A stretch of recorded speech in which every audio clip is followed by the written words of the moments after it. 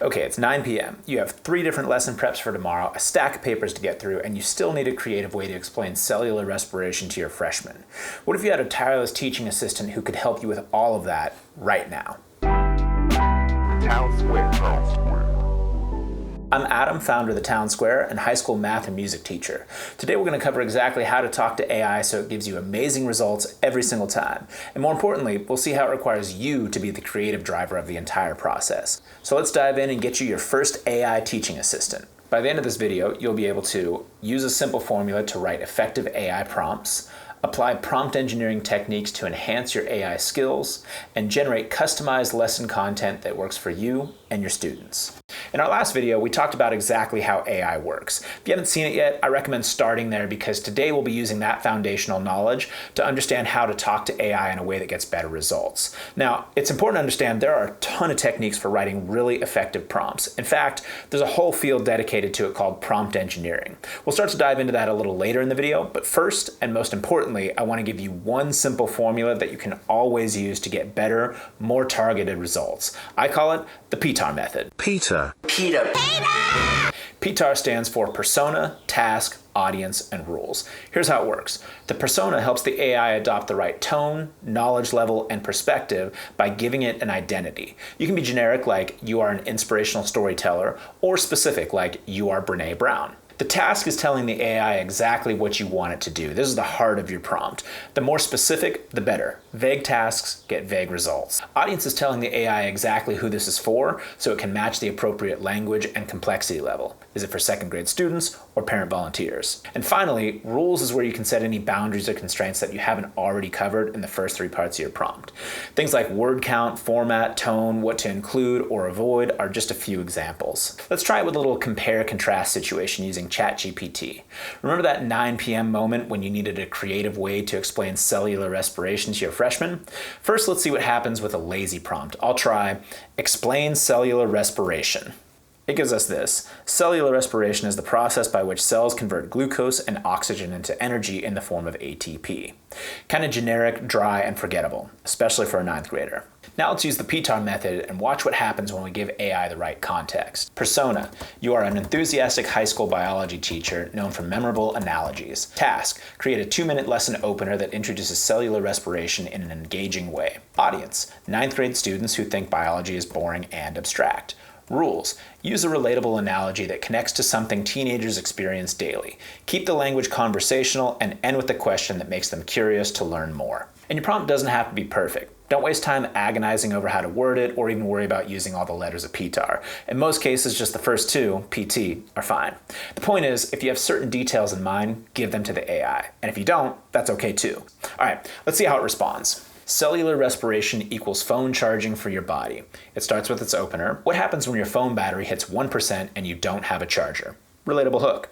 Then it goes on to use charging a phone as an analogy for cellular respiration, talking about glucose as electricity flowing from the wall, mitochondria plugging in that glucose to charge your body's battery, ATP, and then using that ATP like your body's Venmo for energy. And then it ends with that engaging question. What happens inside your body when you sprint up the stairs and your legs start burning? All in all, it sets up a hook that's relatable and helps inspire curiosity in your freshman students. Now, admittedly, biology is not my area of expertise, but from what I remember, the analogy holds up pretty well. Bio teachers, please feel free to fact check in the comments and share your professional insights. But assuming the content is correct, when you give AI the right context, that 9 p.m. problem becomes a 9:05 solution, just like that, where you are the creative driver and AI just fills in the blanks in a matter of seconds.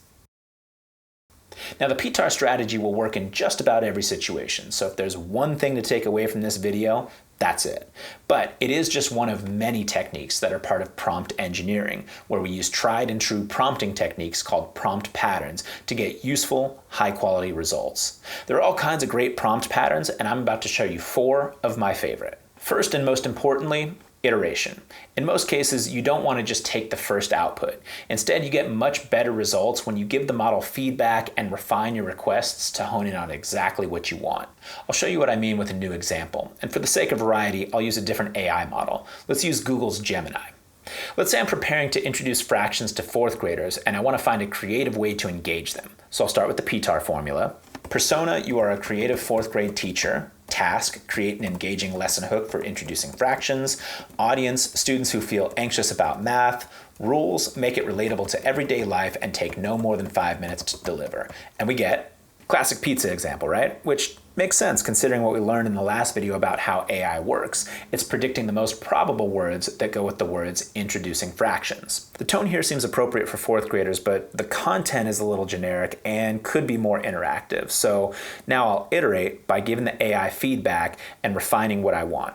I'll say, that's good, but make it more interactive and give me 3 options for examples that will resonate with fourth graders. And it gives us these 3 options, one of which is pizza again, so I guess that's pretty popular. I actually like this third one that uses a Lego tower. It's a little more multimodal. It starts with, good morning, engineers and builders. Look at this awesome Lego tower I built. It already feels much more interactive when you walk in the room with a tangible object that they want to engage with. Next, it walks through splitting the tower equally between friends, it introduces math vocabulary naturally, and ends with, are you ready to build up our fraction knowledge? And they say AI doesn't have a sense of humor. With iteration, I provide a prompt, AI responds with the foundation, I provide feedback, and we continue to refine something that's perfectly tailored to student interests and learning styles. This could easily transition into a hands-on activity where kids are actually building fractions with Legos, and the AI is only 1 or 2 prompts away from doing a lot of the legwork and helping us plan that. Next up, asking for multiple options. Instead of getting one result and hoping that it's good, we can ask for several to choose from. We actually did this in the last example when we asked for 3 ways to teach fractions. It's great because the AI is never going to get tired or run out of ideas, so you can ask for as many as you want and then cherry pick whatever works best for your students and your personal teaching style. The third technique is chain of thought. Basically asking the AI to show its work. This is especially powerful for complex tasks where you want to see the reasoning behind the output. It also helps the AI provide its own detailed context as it continues to predict the next word in its output sequence. So it's essentially self-generating relevant details, resulting in higher quality outputs. Let's modify our cellular respiration example to see this one in action. I'll start with the same prompt from before asking for the lesson hook, and then I'll say, think through this step by step. First, identify what makes biology boring for 9th graders, then brainstorm relatable analogies. Finally, create the lesson opener. And let's see what happens. Now, not only do we have the lesson opener, but we also have the thinking behind it. We can use it to better understand why the AI model made certain choices and maybe even modify some of them to get more useful results.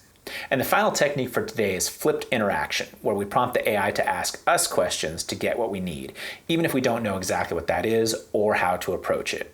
So instead of me guessing what information to include, I can let the AI interview me, which often uncovers needs I didn't even realize I had. For example, let's say I'm having some behavioral issues in one of my classes and maybe I don't exactly know why or the best way to approach it. So I'll use an AI model, in this case Claude for a little more variety, and I'll say, I'm having behavioral challenges with one of my classes. Ask me questions to understand the situation, then suggest specific strategies tailored to my classroom context. It thinks for a minute and then asks me a series of questions about my students, how systemic the issue is, the behaviors, what I've tried so far, and my classroom context. So already, without even giving me a solution yet, it's prompting me to think more critically and comprehensively about the situation. And then of course, once I answer these questions, it's probably going to give me some pretty good strategies to try. So like I said before, there are a ton of really useful prompt patterns out there, and we'll cover them in later videos, but we're going to stop there for now so we don't overload. I will say this though, these prompt engineering techniques start to become even more powerful when you combine them. In fact, I invite you to try it out for yourself. Pick a lesson that you've been wanting to restructure or improve, start with the PTAR formula, and then layer in 1 or 2 of the prompt patterns that we talked about. Something like this. Persona, you are a lively middle school art teacher. Task, generate 3 ways, here's our multiple options prompt pattern, to teach basic color theory to 6th graders. Audience, 6th grade students, including one who is visually impaired. Rules, think about your plan step by step, chain of thought prompt pattern, and flag tactile or auditory adaptations. I let the model cook for a minute, and then 3 ideas appear, each with its own reasoning and accessibility notes. And now I iterate to make it even stickier. Now picture a student who says, I'm bad at art. Adjust each activity to build confidence and invite self-expression. And boom, multiple creative options, transparent reasoning, and empathy-driven tweaks, all in a couple of prompts. That's prompt engineering doing the heavy lifting so you can stay the creative driver. Give it a shot, then drop your wins and surprises in the comments. I'd love to see what you make. So let's recap what we've covered today. You've got the PTAR formula as your foundation, and then you can layer on some prompt engineering with a few prompt patterns. Iteration, multiple options, chain of thought, and flipped interaction. And don't worry about scrambling to write all of this down. I have a free downloadable PDF with everything that we've covered in this video. It includes the PTAR template and all 4 of the prompt patterns we talked about today, as well as a link to a whole library of even more prompt patterns. You can find it at thetownsquare.org, linked in the description below.